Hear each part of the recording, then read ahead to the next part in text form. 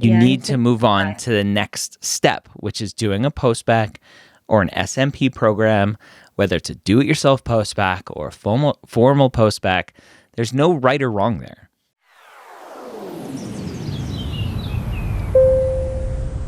Ask Dr. Gray, episode 169. How are you doing today? I'm well. How are you? I'm wonderful. Ask Dr. Gray, brought to you by Blueprint MCAT. What can I help you with? So I had a couple questions. The main one being is how to repair my GPA, but and like who to ask for recommendations. But I did want to tell you a little bit of my circumstances before we answer that question. Okay. Well, just a little bit about me. I'm a senior that's graduating, and I double majored in human rights and then physiology and neurobiology. And what led me to coming onto the podcast was I spoke to my pre-med advisors, all three of them, and I was basically told that they've heard a sob story like mine, sob story, the word, like lots of They times. literally use that word? Wow. And okay, so it really broke me because the person How who used to how sob, how invalidating. Just like I've heard your sob story. That is such an invalidating yeah, word to it use. Okay. really, it really hurt. And because the person who said it is, so the university I go to, they have a medical school that's associated with it. So the head of our pre-med advising department is the retired dean of the medical school. Okay. And he's the one who was like, well, your sob story. And I was like, Yeah. ouch. And so so in our university, there's this class, it's called like patient and healer. And it's basically like you take patient histories and doctors come and they talk to you. It's like a rite of passage, like a 1 credit, 2 credit course. Okay. Oh, but you have to get a permission number for it from your pre-med advising office. I signed up for it and they emailed me back saying we can't give it to you. We need to talk to you about your transcript. Okay. After looking at my transcript, that's where they were like, so I sat down with like three of them and they were like, this isn't it for you. You should consider something else. And then I tried to explain what happened during those grades. And that's when I was like, they were like, this is just Got a it. Okay. So that's what led to coming here because I didn't know about that. Because I didn't want to settle on that. Okay. So let's Yeah. hear it. Let's see it. What do we got? Okay, so I'm going to share my screen. Okay. Can you see it? I can see it. All right. So we got Mapped here. So this is some screenshots from Mapped without your information here. All right. So this is cumulative. Do you have your class standing GPAs or no? No, I don't. I didn't take those. I just took the cumulative science and the cumulative like general one. Okay. So the best thing to look at, and I should have caught this earlier, is the class standing GPAs. The class standing GPAs help see trends.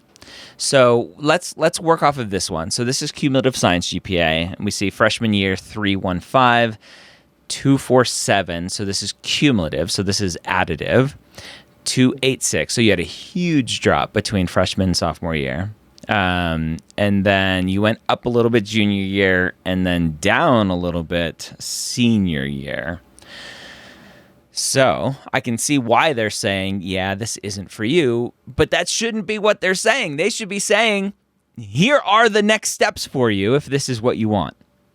Yeah, that's exactly what I was hoping for, Okay. and that's not what I got. And just explain Yeah. a little bit.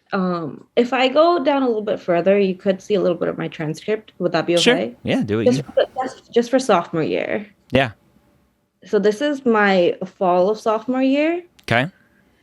and then this is my spring of sophomore year. Okay. And basically, a lot of things happen sophomore year, Yeah. which kind of But you is know what? You don't even need to explain. yeah. What is the explanation going to do? It happened. Exactly. Right? And So your life happened. Whatever happened. The grades that you got.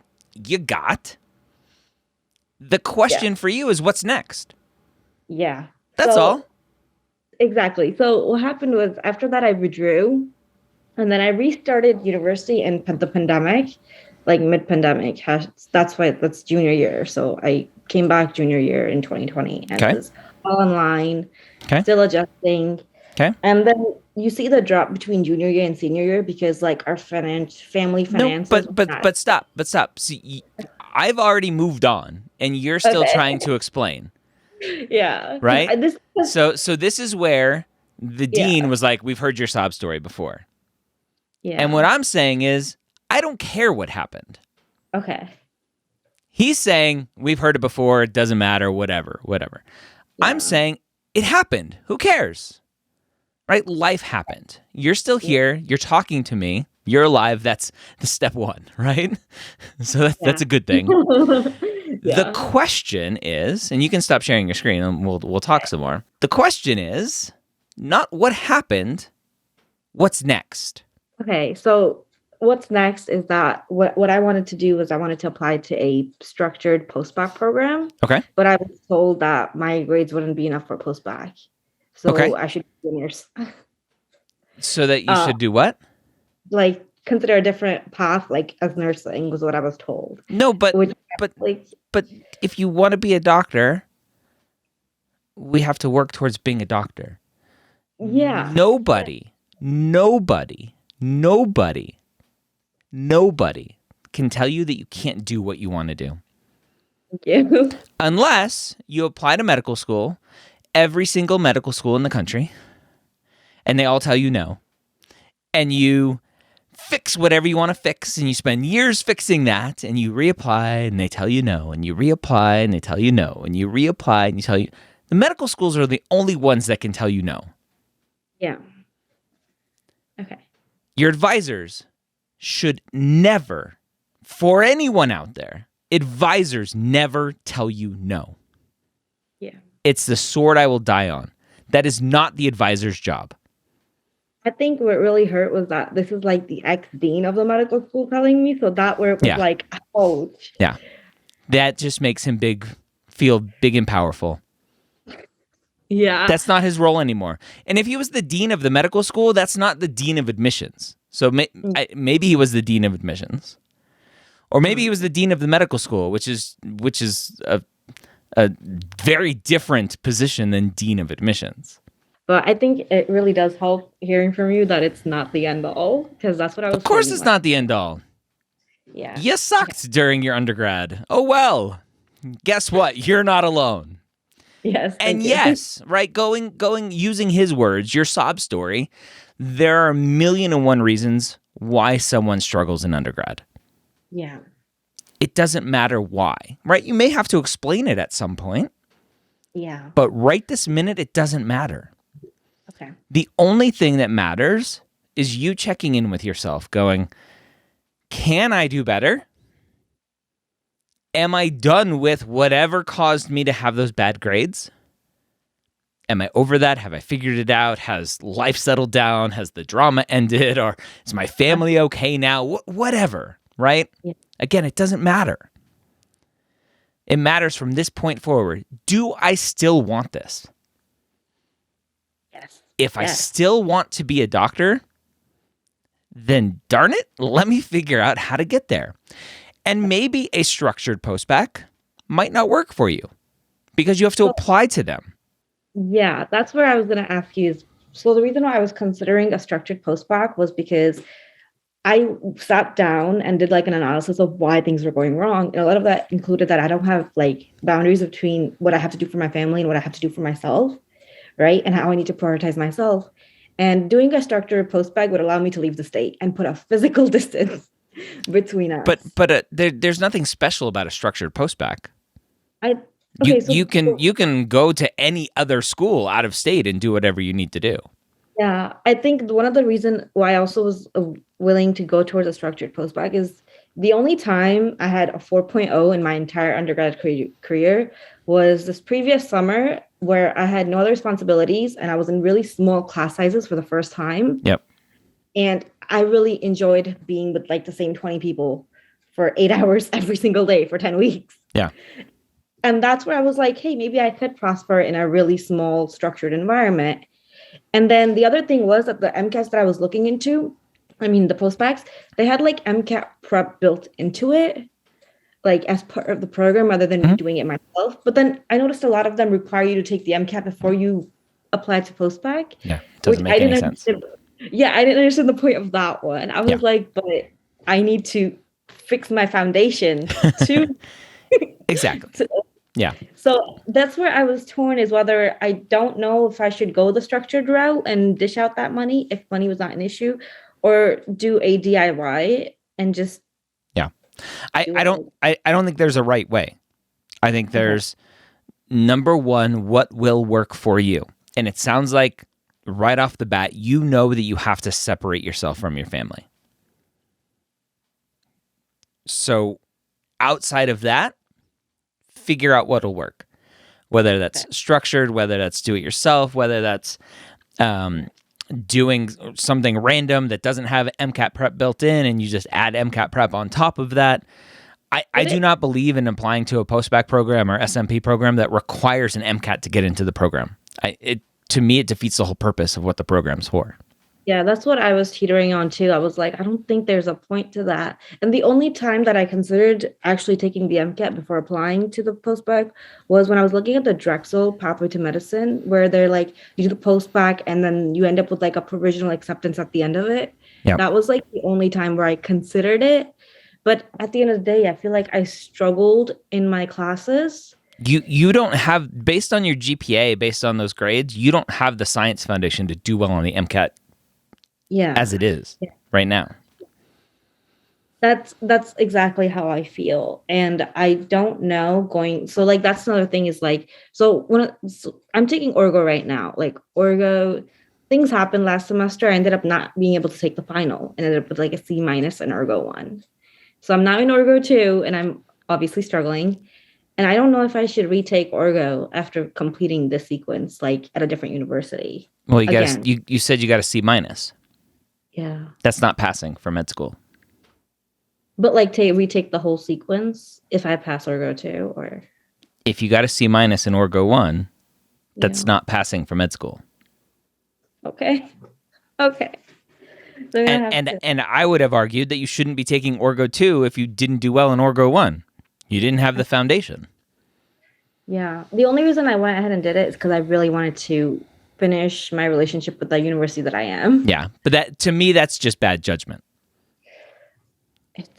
It's it's a combination of finances and family pressure as well. So there's like not a lot I could do with the situation that I was.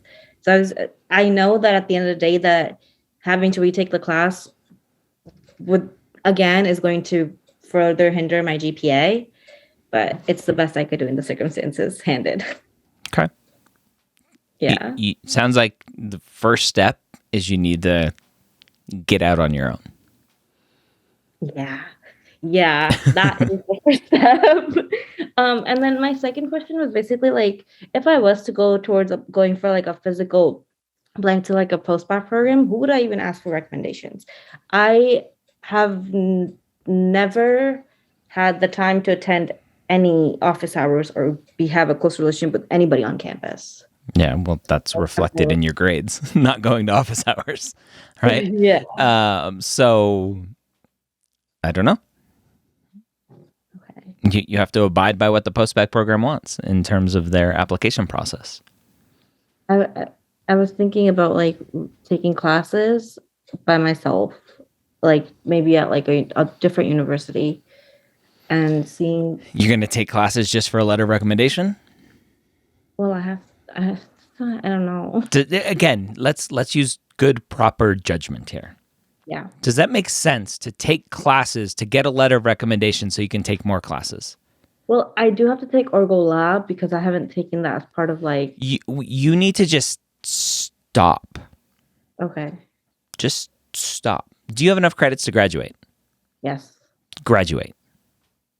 Okay. Be done taking classes. Just stop. You keep digging yourself a hole because you're like, well, I have to. Nobody's saying anything. Right? Family pressure. No. Like, just say no. If you have enough credits to graduate, graduate. And then go do your post-bac program. The more classes you take, the more you do poorly in those classes, the bigger the hole that you're digging every single day.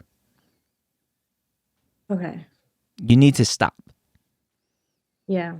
You Yeah. need to move on to the next step, which is doing a post-bac or an SMP program, whether it's a do-it-yourself post-bac or a formal post-bac. There's no right or wrong there. You need to, number one, it just sounds like you need to get away from family so you can focus on yourself. Yes. Yeah, that sounds about right. At the point, it's like I've been told by family, by friends, and by advisors, no, no, no. And it's like I've been pushing myself to keep going. But like while I'm pushing myself, I feel like I haven't been making the best calls because I just want to do it to show that like, no, I'm gonna keep doing it. Like this is what I want to do. I'm gonna be a doctor. Yeah, but you keep doing it, but doing poorly at it. So Yeah. again, the question is why? And that's where one of my first comments to you was one of the first things you need to do to check in with yourself is, can I do this? I know I can do it. I just feel like I've never had a single moment where I've not had to work to support myself. Okay. So financially, I've never had that freedom to just sit down and study. How is that going to change in a post-bac? Um, I'm willing to so after graduation, my goal was to work for a year to just clear up my financial issues, whatever that was happening. And Okay. then whether it's to take out a loan or whatever I have to do is to set myself up in a way that when I do my post-bac, DIY or structured, it's only school. Okay. Away from family, no working. So you may have to go down the master's route. Okay. Because for your post-bac program, it's very unlikely to get financial aid for a post-bac program. All right. For a master's program, because it's continued education, because that's what our country is all about, we'll give you plenty of money if you want to keep getting degrees to advance, right? A master's level program, you can probably get financial aid for, which will allow you to do financial aid for the tuition and typically living expenses as well. So if you can take a year off, put some money in the bank, clear up whatever financial kind of hurdles that you have now and get ahead, then take out loans for a master's program, then you can probably set yourself up for success in that way. And notice we haven't even talked about, do you have clinical experience? Do you have shadowing? Is the rest of your application okay? It's not. I would have expected that answer. I haven't done any of it. I've just been trying to survive instead of thrive. Like that's what it's been all undergrad. And that's okay. And that's okay. Outside of the fact that you're surviving while pretending you're thriving. Yeah. You're out there double majoring and taking all these classes and continuing to take classes when you shouldn't be. You just need to stop. And it's okay to stop. And maybe just nobody's giving you permission to go. Yeah. You can stop now. Yeah. You have nothing to prove to anyone right now. True. You have a lot to prove moving forward. But right now, right this minute, stop. Yeah. Yeah. I think definitely going to, after graduation, work on just working and, like you said, like clearing up the financial issues. Because like, and I just need to take, like you said, take a step back. And because I know for a fact that it's not that academically I've struggled with the classes. I've never sat down and put in the time to study like I should have. And I know that. Yeah. I know that. I acknowledge that my grades are a reflection of the effort that I've put in. Yeah. So I take ownership of that. And I know that to fix it, it's going to require a lot more effort now. So, yeah. Yeah. Step one. So you remind me a lot of a student that I had on the pre-med years many years ago. His name was Chad. Went to undergrad. He had a family. He had a wife and kids, and his responsibility was his family. And school was a very distant second place. Yeah. So he did poorly in his undergrad. So he's like, okay, I want to go to medical school. I have to do a post-bac now. Nothing changed in his life other than the title of the school that he was going to. I was an undergrad, and now I'm a post-bac student. Still have a wife, still have kids, still the one needing to make money to support family. He did Yeah. terrible in his post-bac program. He said, well, I still want to be a doctor. Let me just go to the Caribbean. That's the shortcut. The Caribbean rejected him. They said, no, we don't want you, which is No. unheard of, right? The Caribbean schools are like, no, thank you. You're not good enough for us. That tells you how bad he was in, shape he was in. Yeah. So he was where you're at right now, taking inventory, going, what do I need to do? This is what I want to do. I want to be a doctor. That is my dream. I'm not going to give up on that dream. So he made the tough decision to stop working and to go on to social service programs with him and his wife and his kids to support their family during a time so that he could go and do an SMP program. He went and did the SMP. He did well in the SMP because he could finally focus Yeah. on himself and do well in his classes. Lots of sacrifices during that time for him and his family and his wife and his kids. Got into multiple DO schools. And just last year, as we're recording this, matched into general surgery. Very non-traditional student, lots of struggles early on, matched into general surgery. He's a general surgery intern right now as we're recording this. Wow. So I say all of that because you are him. Many years later, you have to do what you need to do if this is what you want to do. Yeah. I have to reassess my priorities. Yes. And Yeah. all of the people, and from a cultural standpoint and a family structure standpoint, all of that stuff, all of the responsibilities that your family is putting on you, at some point you have to say enough. And it's really hard to do. That's a conversation. I got it. But if this is what you want to do, that's the conversation you have to have. Because it's either have a lifelong journey of regret for you, or have your family pissed off at you, hopefully for not too terribly long, as you put yourself first moving forward for a little bit.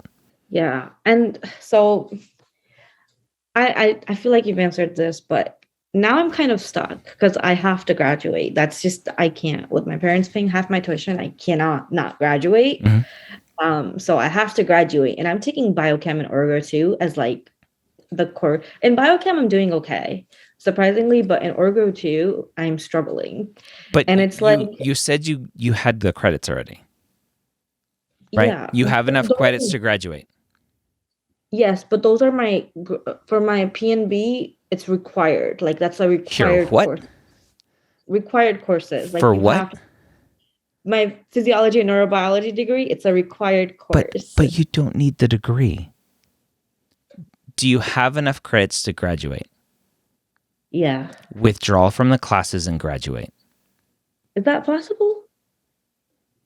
I don't know about that. I'm a first gen college student. I didn't even know that was possible. Can I graduate without the degree? You said you double majored. Yeah, I did. Did you get enough credits for your other major? Yeah. Then graduate. I guarantee you can just withdraw and graduate.